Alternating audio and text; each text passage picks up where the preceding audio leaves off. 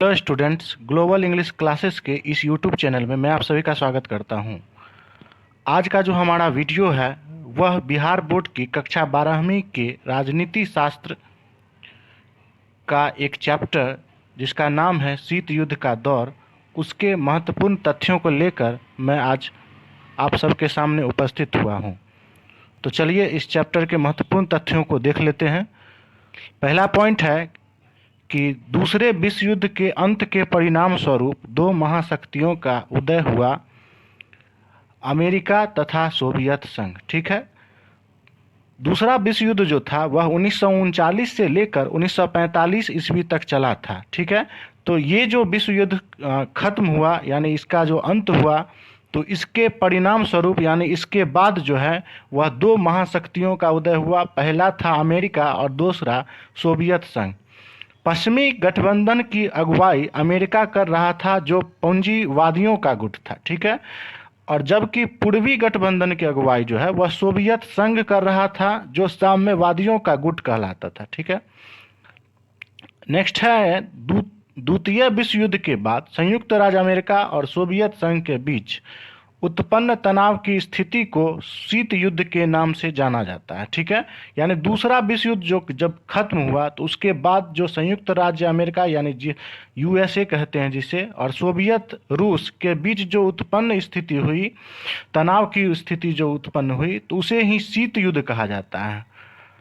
Next point है 23 फरवरी 1945 को आइवो जिमा यानी जापान में अमेरिकी सैनिक ने अपना झंडा लहराया, जबकि मई 1945 ईस्वी में सोवियत संघ ने राई स्टेट बिल्डिंग जर्मनी पर अपना झंडा फहराया था। ठीक है, आगे बढ़ते हैं। क्यूबा मिसाइल संकट। क्यूबा का जुड़ाव सोवियत संघ से था। क्यूबा एक देश है जिसकी राजधानी हवाना है, तो क्यूबा का जो संबंध था वह सोवियत संघ से था और सोवियत संघ उसे वित्तीय सहायता देता था, यानी आर्थिक सहायता जो है वह दिया करता था सोवियत संघ उसे। सोवियत संघ के नेता निकिता क्रुश्चेव ने क्यूबा को रूस के सैनिक अड्डे के रूप में बदलने का फैसला किया था। 1962 में क्रुश्चेव ने क्यूबा में परमाणु मिसाइलें तैनात कर दी, यानी 1962 का जब साल आया, वर्ष आया, तो उस वर्ष जो है क्रुश्चेव जो राष्ट्रपति थे सोवियत संघ के, उन्होंने क्यूबा में परमाणु मिसाइलें जो है वह तैनात कर दी। इन हथियारों की तैनाती से पहली बार अमेरिका नज़दीकी निशाने पर आ गया था, यानी रूस के निशाने पर जो है वह अमेरिका आ गया था।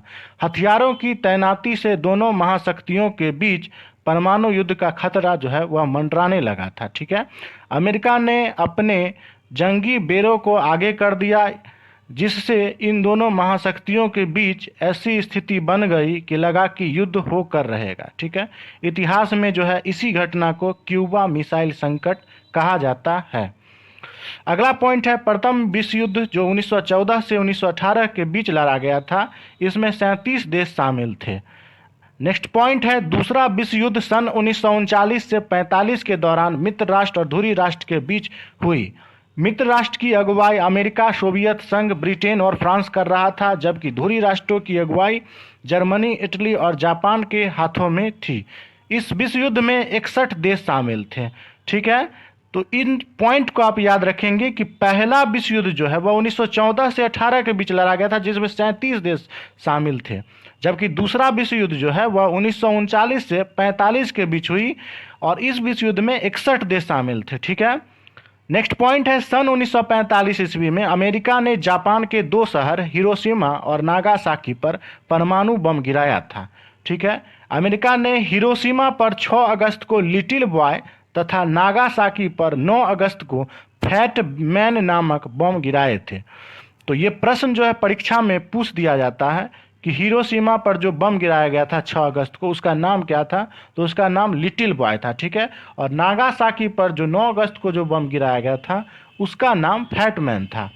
नेक्स्ट पॉइंट है 4 अप्रैल 1949 में उत्तरी अटलांटिक संधि संगठन यानी नाटो की स्थापना, जिसका फुल फॉर्म होता है नाटो का, नॉर्थ अटलांटिक ट्रीटी ऑर्गेनाइजेशन की स्थापना हुई, जिसमें तत्काल यानी उस समय 1949 में 12 देश शामिल थे। इसका मुख्यालय ब्रुसेल्स जो बेल्जियम की राजधानी है वहाँ इसकी मुख्यालय है। ठीक है, नेक्स्ट पॉइंट है वर्तमान समय में नाटो के सदस्य देशों की संख्या 30 हो गई है। ठीक है, 12 उस समय में था और अभी जो है वर्तमान में 2021 में 30 इसके सदस्य देश हैं।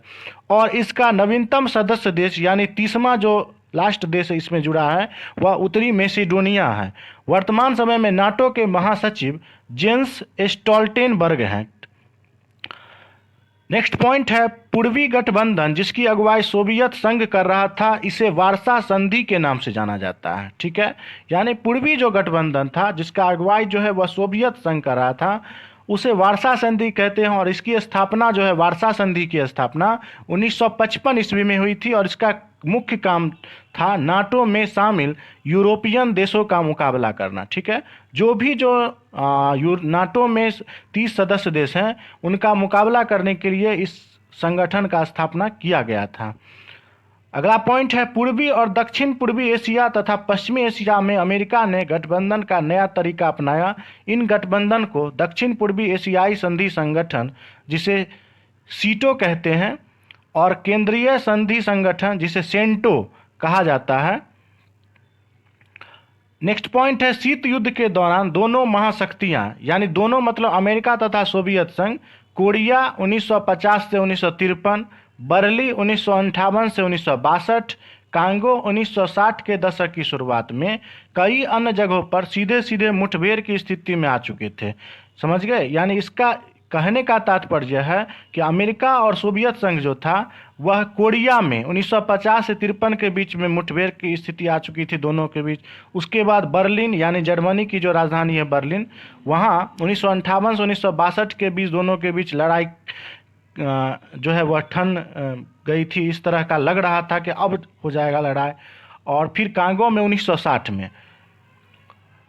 अगला पॉइंट है यूगोस्लाविया के जोसेफ ब्रॉज टिटो, भारत के जवाहरलाल नेहरू और मिस्र के अब्दुल नासिर की दोस्ती थी। इन तीनों ने सन 1956 में बैठक की जिसका इंडोनेशिया के सुकर्नो और घाना के वामे एनक्रूमा ने जोरदार समर्थन किया और यह 5 नेता गुटनिरपेक्ष आंदोलन के संस्थापक कहलाए। पहला गुटनिरपेक्ष सम्मेलन सन 1961 में बेलग्रेड में हुआ था। यह बहुत ही महत्वपूर्ण पॉइंट है, परीक्षा में इससे प्रश्न आते हैं। तो पहला गुटनिरपेक्ष सम्मेलन जो है वह सन 1961 बेलग्रेड में हुआ जिसमें 25 सदस्य देश शामिल हुए थे और इसका मुख्यालय यानी कि गुटनिरपेक्ष आंदोलन का जो मुख्यालय है वह जकार्ता जो इंडोनेशिया की राजधानी है वहाँ है। नेक्स्ट पॉइंट है वर्तमान समय में गुटनिरपेक्ष आंदोलन में 120 सदस्य देश हैं। इसके महासचिव होसनी मुबारक हैं। गुटनिरपेक्ष आंदोलन में शामिल अधिकांश देशों को अल्प विकसित देश का दर्जा मिला हुआ है। अगला पॉइंट है सुएज नहर का राष्ट्रीयकरण मिस्र के राष्ट्रपति अब्दुल नासिर ने सन 1956 ईस्वी में किया था। अगला पॉइंट है बाडुंग सम्मेलन 1955 के आयोजक इंडोनेशिया के पहले राष्ट्रपति सुकर्नो थे। इस तरह से अगला पॉइंट है घाना के पहले प्रधानमंत्री आज़ादी के लड़ाई के अगुवा और अफ्रीकी एकता और समाजवाद के पक्षधर वामे एनक्रूमा थे। यानी वाने एनक्रूमा जो है वह घाना के पहले प्रधानमंत्री भी थे और आज़ादी के लड़ाई के अगुवा भी माने जाते हैं। अफ्रीकी एकता और समाजवाद के वह पक्षधर भी रहे हैं। नेक्स्ट पॉइंट है भारत ने सन 1971 के अगस्त में सोवियत संघ के साथ आपसी मित्रता की संधि पर हस्ताक्षर किया। अगला पॉइंट है सन 1951 ईस्वी में शीत युद्ध का अंत और सोवियत संघ का विघटन हुआ। ठीक है, यानी सन 1991 का जब साल आया तो उस साल शीत युद्ध का अंत हो गया जिसकी शुरुआत 1945 से मानी जाती है। तो उसका अंत जो है वह 1991 ईस्वी में हो गया और इस तरह से सोवियत संघ को जो है वह इसके तहत सोवियत संघ को रूस सहित 15 देशों में विभाजित कर दिया गया। ठीक है, यानी सोवियत संघ को जो है 15 देशों में काट दिया गया। ठीक है, नेक्स्ट पॉइंट है 1972 में संयुक्त राष्ट्र संघ के व्यापार और विकास से संबंधित सम्मेलन United Nations conference on trade and development जिसे अंकटाड कहा जाता है में towards a new trade policy for development शीर्षक से एक रिपोर्ट प्रस्तुत की गई। अगला पॉइंट है सीमित परमाणु प्रशिक्षण संधि जिसे LTBT कहते हैं। इसका full form limited test ban treaty इसके तहत वायुमंडल, अंतरिक्ष तथा पानी के अंदर परमाणु हथियारों के परीक्षण पर प्रतिबंध लगाने वाली इस संधि पर अमेरिका, ब्रिटेन तथा सोवियत संघ ने मॉस्को में 5 अगस्त 1963 को हस्ताक्षर किया।